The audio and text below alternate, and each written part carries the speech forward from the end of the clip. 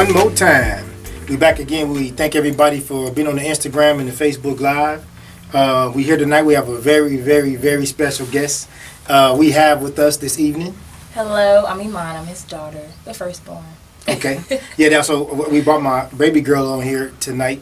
So we got a special show. We're going to go through some things. It's going to get quite interesting. So I'm going to let you know off the top, I didn't script this. I'm going to let her answer however she needs to answer. And you guys are going to find out. We're going to find out together how she really feels about what's going on.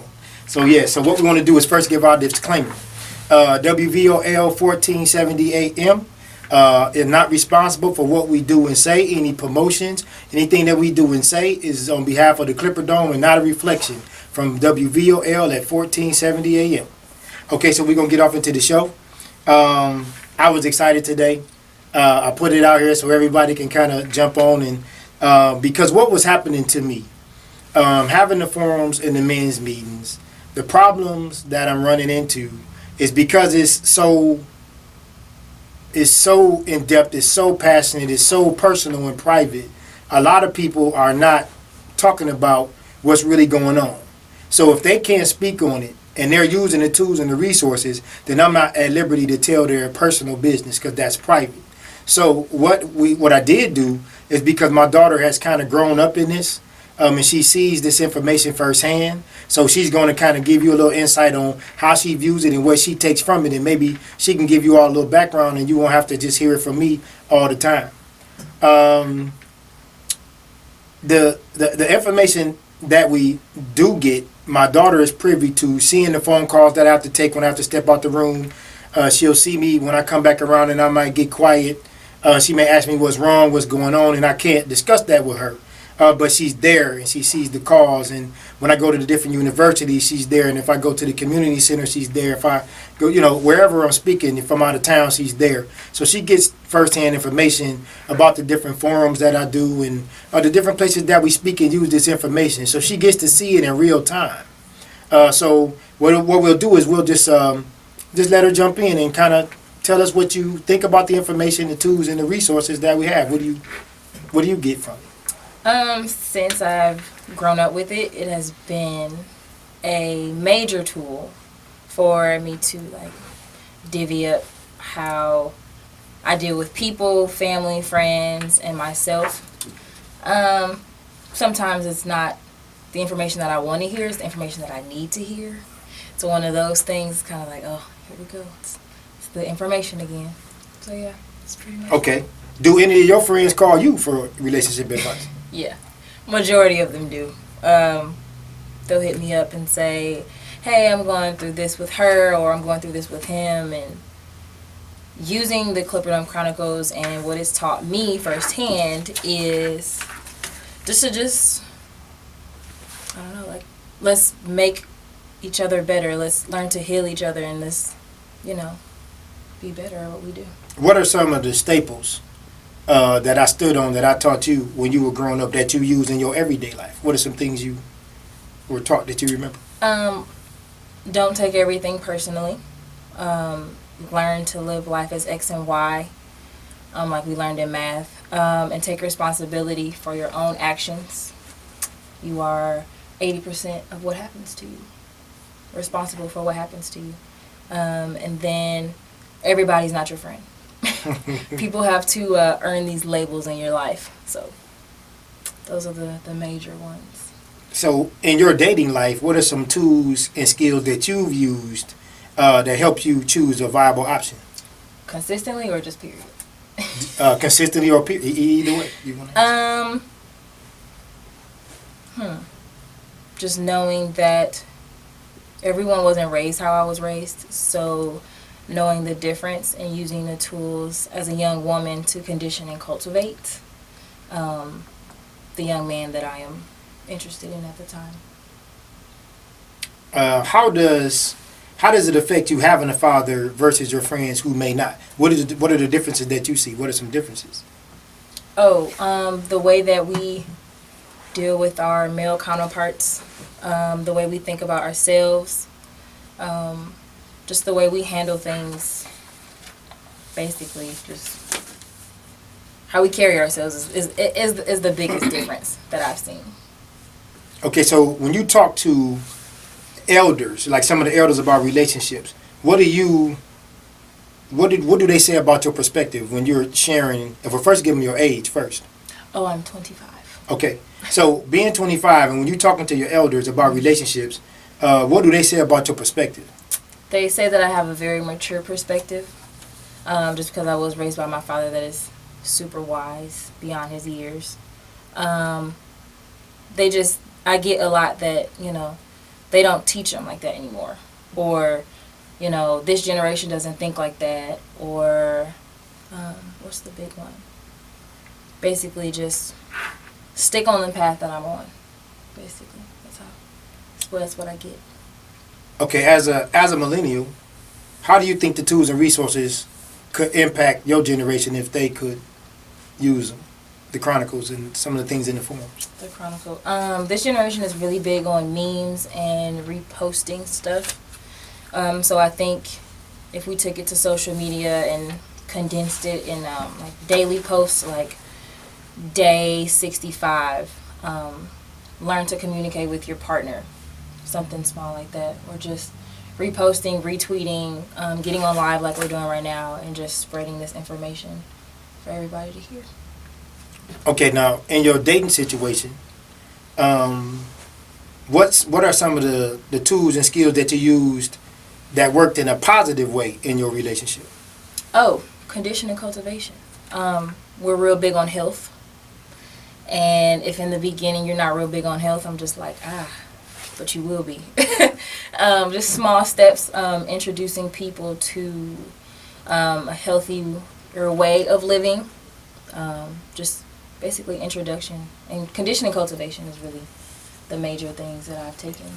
Okay, now in your dating situation, you got the good, the bad, and the ugly. So in a bad situation, what are some of the tools and skills that you used to save you from a negative situation? When you seen it going bad and you wanted to be proactive, what are some of the tools and skills that you used to navigate out of that? Oh, I would call Daddy. I would definitely counsel my father. And ask him and say, hey, this is going on. How should I proceed? Or, what should be my next step? And talking to other happily married and committed couples. I think that's super major. Can't really talk to someone else that's single and going through the same thing to try to get you out the mud. You got to stick with someone that's been through it and. Okay, at 17... you had your first boyfriend. What did I say, and did it work? It's one of the things he stood on. He said we were moving too fast, which now, with the experience and the knowledge that I have, we definitely were. Definitely moving too fast.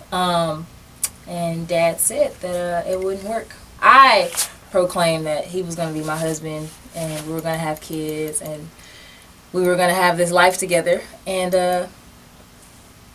as you see here, that's not it. that's not what happened. And it was really, it was like the tough lesson that all our parents tried to tell us, all our elders, they tried to tell us. We seeing it from a narrow perspective. We looking into a mansion through a peephole, and there's so much more experience that we don't have and knowledge that we don't understand. So when you was doing that, I had to let you go. And I had to let you see it for yourself. And I knew, like, he was a good guy. We still talk to this day, every now and again. So he has learned a tremendous amount. And he has, moved on and done some great things. He's come back and say, now, Mr. Graham, I understand. And so we it was some thick times. He got a little tough every now and again. But he's a really, really good guy. And I'm glad that you guys grew from that. Okay, now having a father, you got the good, the bad, and the ugly. Mm-hmm. So now... what has been something that's big, that's negative in having a father for a young lady? What's something that could be negative? I wouldn't say that it's negative. I would say a hiccup would be because your father or my dad know so much that nothing really gets past them. So you can think that we've recreated the wheel when we really didn't, and it's all a cycle. They did the same things Oh, yeah. that we're doing now. So it's not like Instagram is not. It's just a different kind of platform. Y'all were doing the same thing. Y'all just wasn't posting it, Right, and resharing it and retweeting it. Right. It was literally the same thing. So yeah. I think the closest that we did get to social media was the party line. So the party line for the younger people. Showing his age, guys. It was yeah. So you could call in. It would be like maybe 15 to 100 people, something like that. So you just hear people yelling back and forth on the telephone to each other. So you'll try to get the young lady's number, or she'll be trying to get your number, or however that works. So that's the closest that we did get to the social media back in the day. Okay, you know how the Clipperdome started. The Clipperdome Barbershop, for if you're just tuning in for the first time, the history of the Clipperdome, I dropped out of college and I came back home to Detroit, Michigan, and my wife then was pregnant and she was on the way. So I needed something that was going to draw people into my barbershop. And I knew I had to feed my family, and she was a major motivation to how the Clipperdome was started. So a couple of them opened in the city, and and they moved around the country. So knowing that you spurred that, you're here tonight, we're here because of you, how does that make you feel? It's like you always told me, it's like the Michael Jordan effect with his kids. It really hasn't hit me. It hasn't really resonated that, I was basically the birth of an industry. With the logos and the way that people present barbershops. It really hasn't dawned on me, but every now and again I'll pass some things and then I will feel it.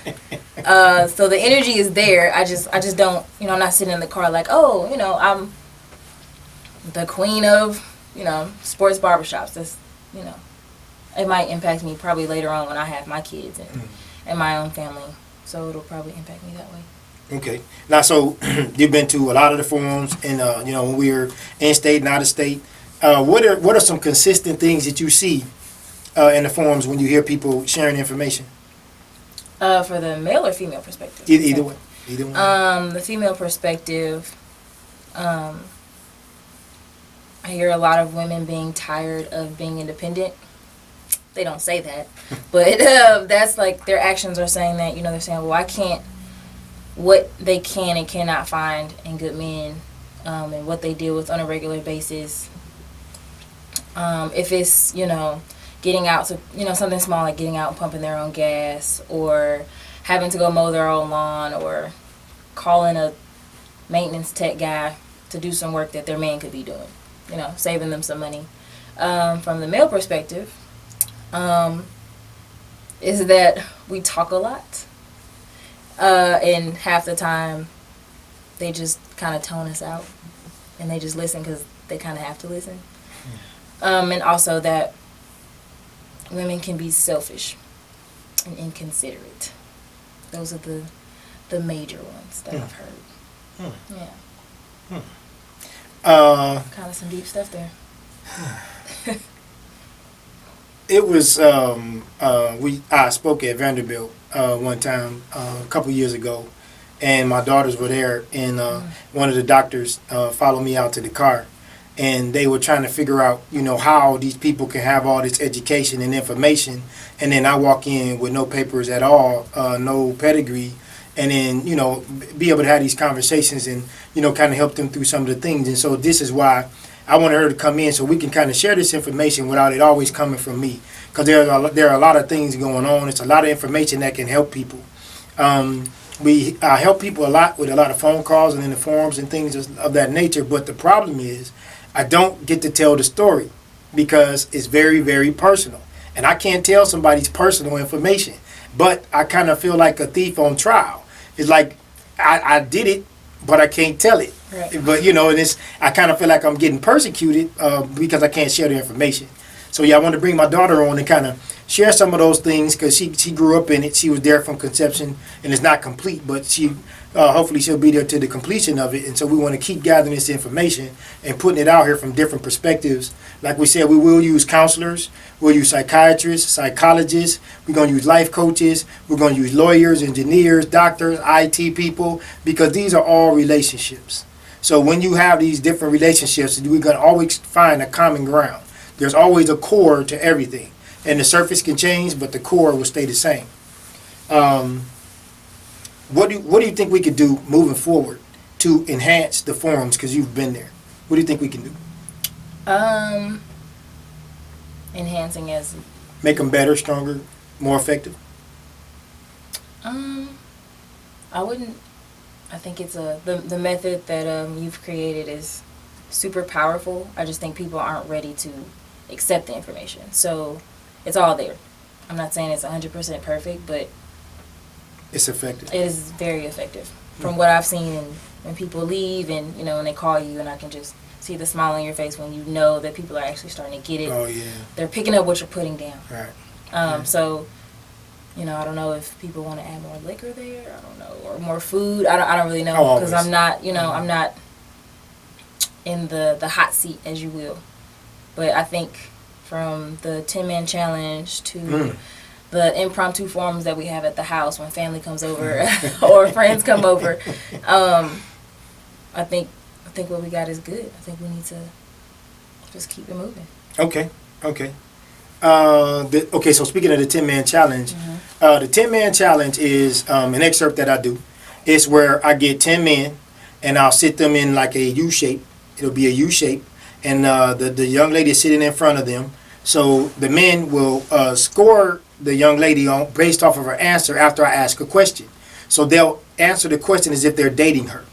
So then my daughter, she'll sit in the back and she'll compilate the score, and she turns that data into statistics. So go ahead and explain to them, like, what did you see the first time you saw that? What happened? Oh, that was super emotional. Oh, that was wild. It was, just to give you guys a preview, the lady is not seeing her score. So they had to put the score faced me, Right. so she couldn't see what they were scoring. We had some tears in the room. Some defense mechanisms came out. I saw a lot of pain on both sides. Sometimes the men could have been answering in pain. When they explained their explanation, Absolutely. She was like, "Oh wow, didn't think about it like that." And then when she told her story, it's like, "Oh, people are really hurting out here," and it's not. I don't think it's anything that we should start playing with. I think we need to take our mental health seriously. So yes. Okay, so when we had the two young ladies that were there, we saw the tears, and those were issues that she was having in her family coming from a specific direction. So we really can't get off into all that, but I wanted her to try to explain to you what was going on and how that transpired. That was the first time that I had done it, and it's so organic, it's so deeply connected. People will forget once they hit that place of trauma that there are other people in the room, because you feel what you feel and you don't know what you don't know. But you need to know what you don't know, because you'll get in those situations thinking that you understand yourself. When at your core, you've never dealt with those core issues, and that's a real problem. So, yeah, I like those excerpts that we do. So coming up, we have an excerpt that we're going to do. It's called, we're going to have 30 men in an auditorium, because we had the banquet last Sunday, so we'll be posting that maybe coming up Friday. You guys will see that.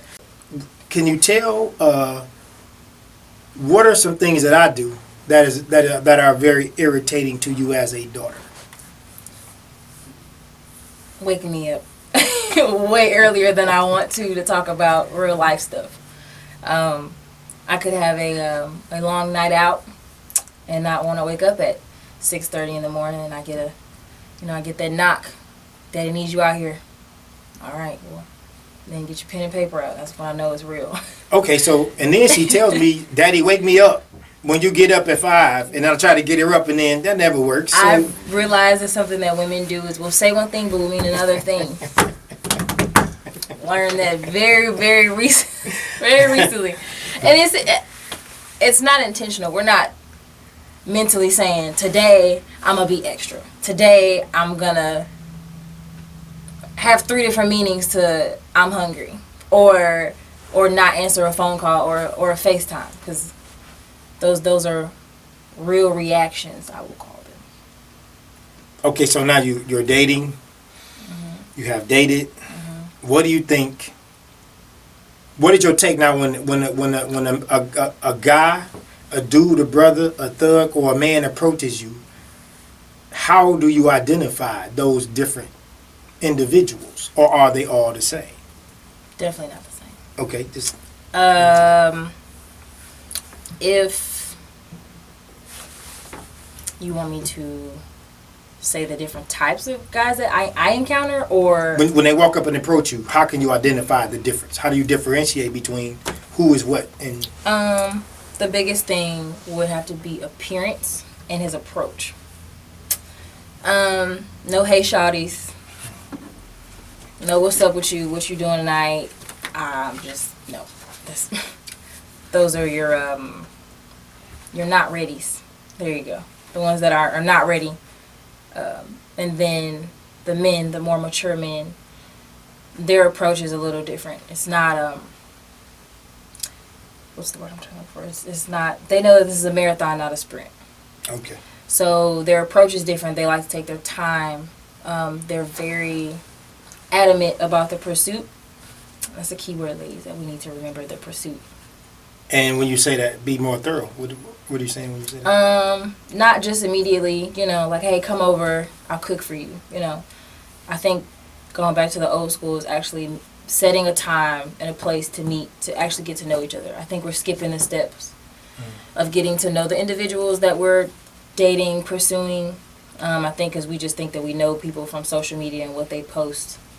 And when we go out to the club, that's them. But we're not actually having those deep conversations, about family and past relationships and things that person needs to heal from currently, past or present. So I think that's the difference. And I think grown men know what they need to work on and they say it. And then the younger men are just trying to mask it with, the name brands and the... How many, from you understanding the research and being there, you at the forums, how many women do you think live in a fantasy percentage? 90. 90? Okay. How many and I'm men... probably lowballing it. How many men do you... how many males do you think are immature? Percentage. Just, when I'm saying males, I'm saying mature men, males, just all of the male species. That's a tough one. I'll say at least 60%. Are immature? Yeah. I can go. That's supportive. Yeah. That's right around. That's almost. I'll say. Because you don't, you got 55, that. 60. The triple sixes. Right. Doesn't mean that you have it all together. Because I have come across those triple sixes. That ain't what you want, ladies. So you got to explain to him what the triple sixes are. He is over 6 feet or taller, has a 6-figure income, and he has a 6-pack. So that's the triple sixes. That's the triple sixes. Yeah. So that's a video on it for those who just tuned in for the first time. Each one of these excerpts, all of these conversations are connected to the videos on my Clipperdome Chronicles YouTube page. So what I want to challenge, I'll have this challenge coming up as well. I want to have a conversation, and I want to have somebody have a conversation without touching not at least half of the videos, because you're going to touch at least half, if not all of them, because they come from you, and they come from those conversations that we've been having over the past 10 years doing the research. So that's another challenge I have coming up. But those videos are very short and to the point, but they're very, very core to most conversations that you have is when it comes to a relationship. So we're going to put that out there. I'm going to have that coming up as well. So I want to get into some of the promotions that we have. We have a new promotion. We have a very nice place. We're not going to give it away. It's really, really super, super nice. I'm telling you, you're going to like it. We're going to tape it. We're going to let you guys see it.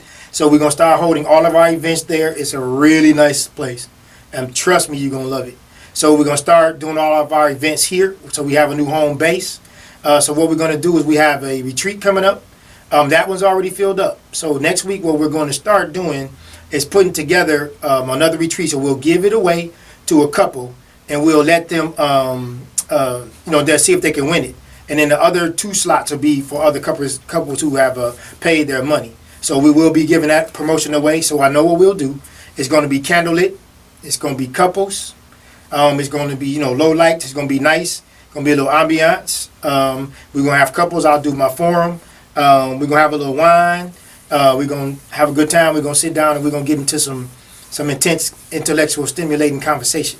So that'll be coming up in about 2 weeks, because the one that we had, the first one's already booked up.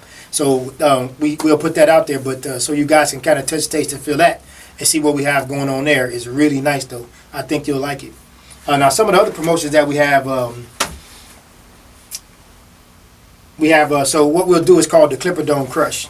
The Clipperdome Crush is where on a Monday I'm going to get models and fitness trainers, personal trainers, and I'm going to have them on the page, and you get to vote on who is the best looking, if you will. So the guys, they'll give their votes, the ladies will do their voting. So you go to the YouTube Chronicles page, you have to like and subscribe in order to be eligible. So once you like and subscribe, you get to participate. And if you win on the choice, then you call in first, or whatever number we pick. We'll pull you, and then you can get a $25 gift certificate, or you can get a $25 gift card. We like the money. Yeah, no doubt. So we went through the 10-man challenge.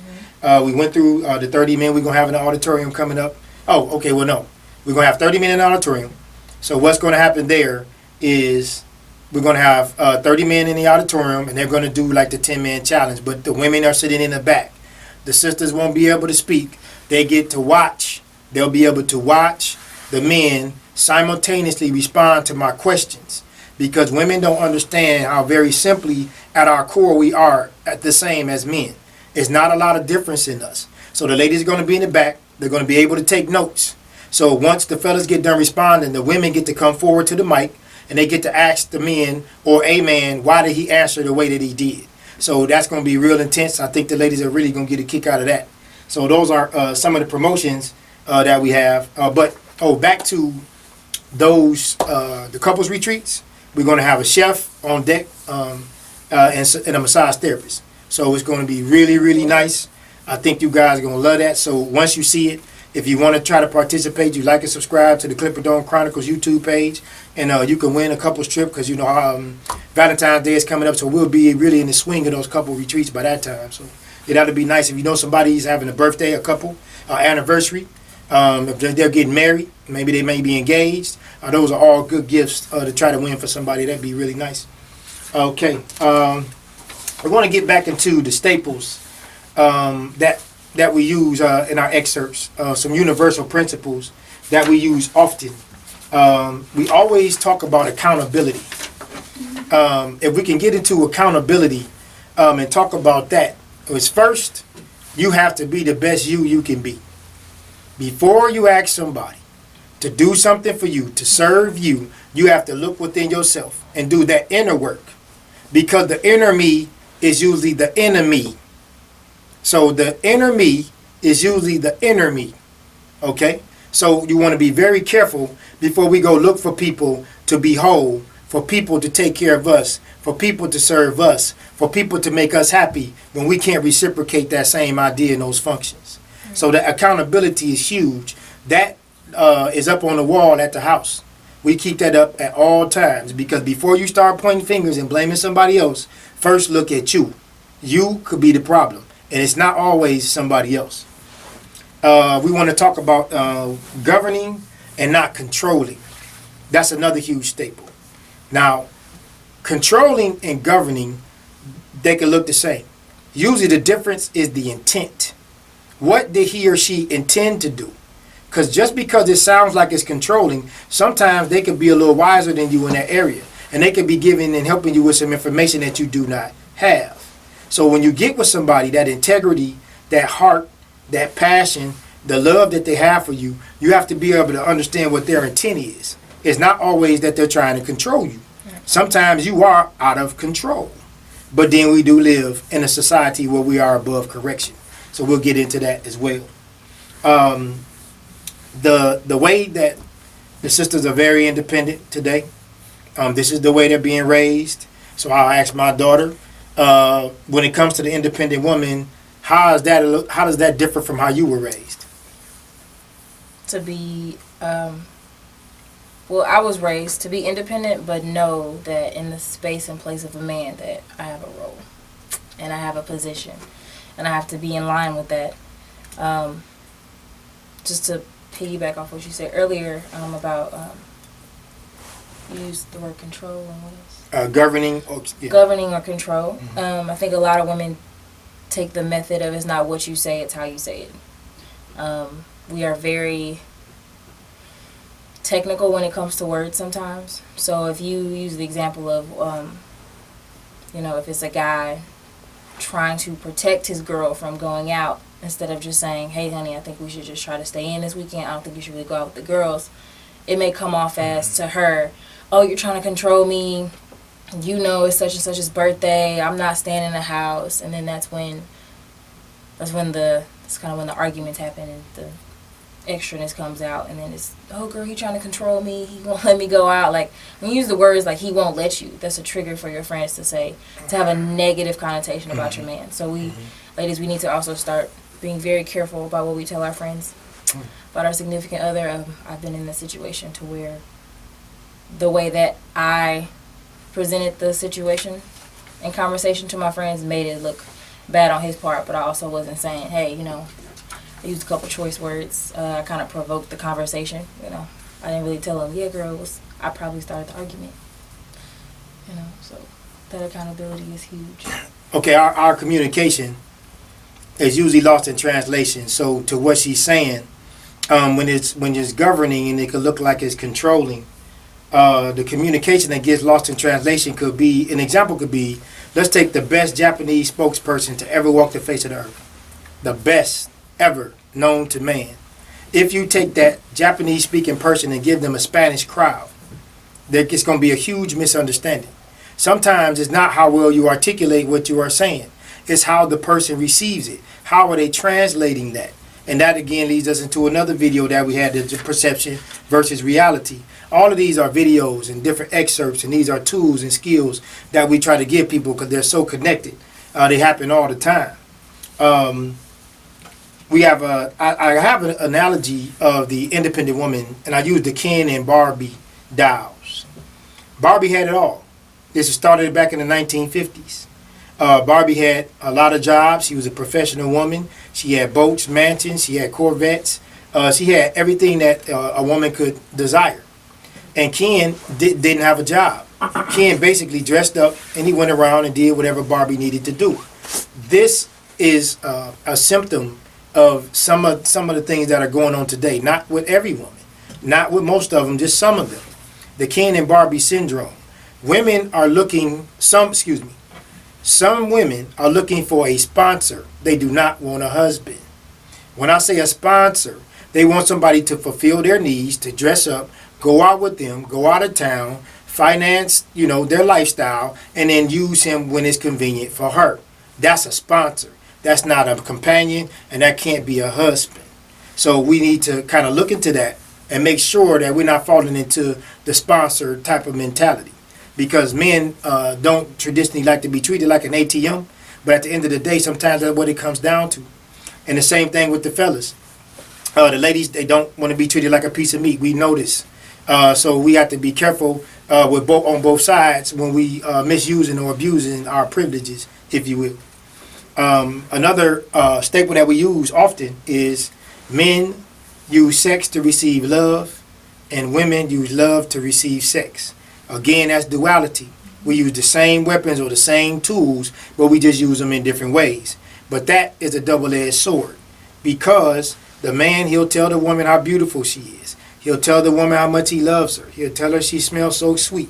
He'll tell her all these sweet things in her ear, only to get that common goal, which is sex. A woman, she will appear to be beautiful. She'll show off her body. She'll tell him sweet things. She'll build up his ego because she wants the safety and security. And that's why she may give him her sex to receive his love, which is connected to the security for her. She needs that relationship.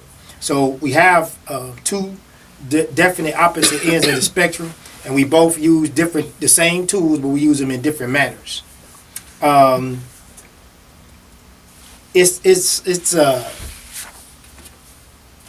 We all want a lot of things.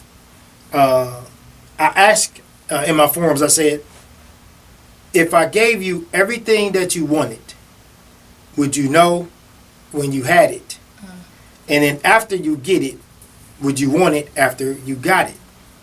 So I'll ask that question a lot of times. And a lot of people, they'll kind of take a second and pause before they answer that question. Because it's not really what you want. It's really why do you want that? And then what are you going to do with it after you get it? So it's like when we were children and we asked for that toy for Christmas.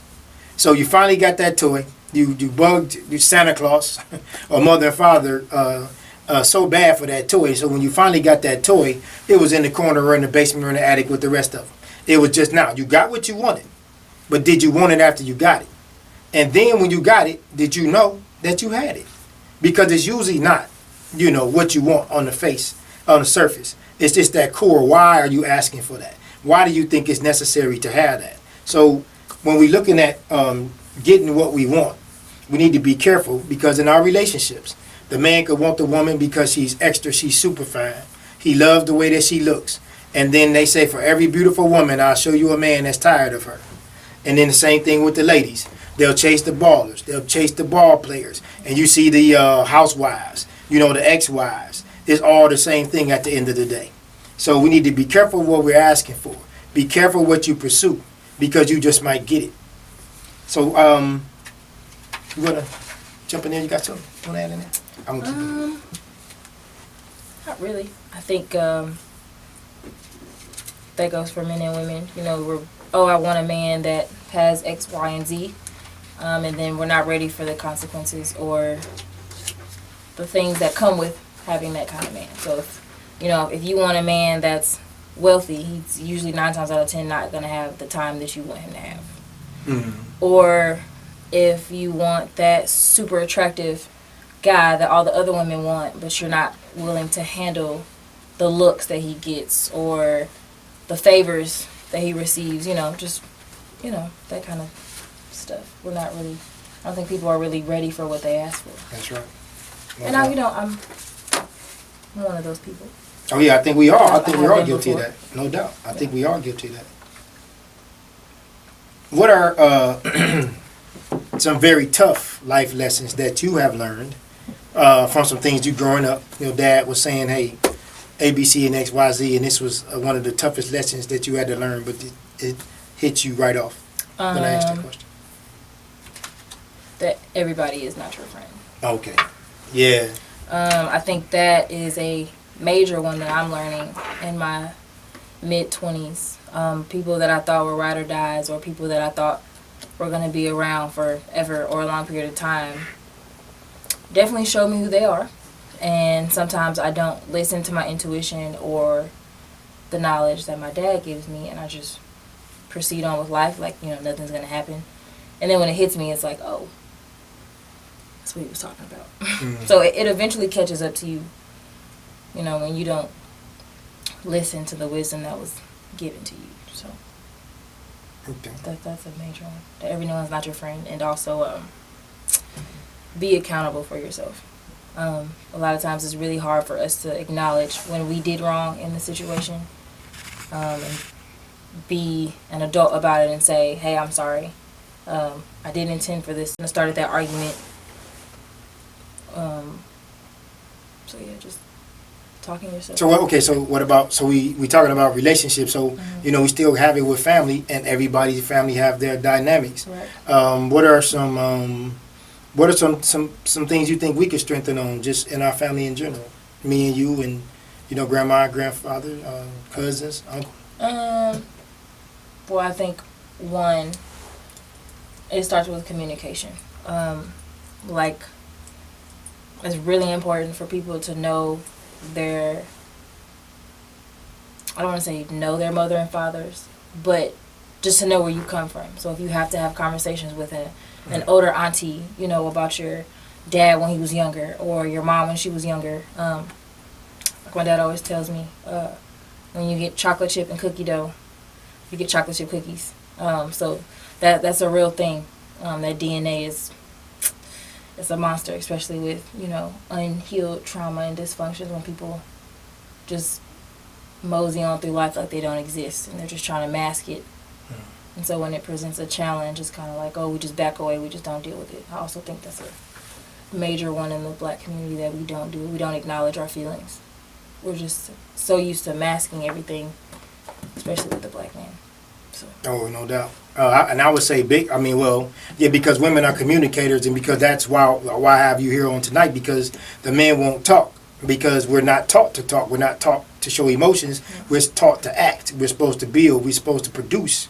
So that's just the makeup in our community. That's how we were taught. So the woman is taught to, because you're an emotional vessel, you are a caregiver and a nurturer. So you're going to probably sit down with your girlfriends or your lady friends or your family members, and y'all let that stuff out. So, you know, we talk to a lot of brothers, and they hold it in, you know, and then they end up exploding, you know, and then this is where the violence comes from. I want to maybe jump into a little bit of what they call toxic masculinity. And there is no such thing as toxic masculinity. We have in nature, there are tsunamis, hurricanes, typhoons, earthquakes, mudslides. Those are natural occurrences, but they are horrific and they take lives. Just because something is not positive and it could hurt or maim or kill or take life does not mean it is not necessary. When you say toxic masculinity, I think they're taking it out of context.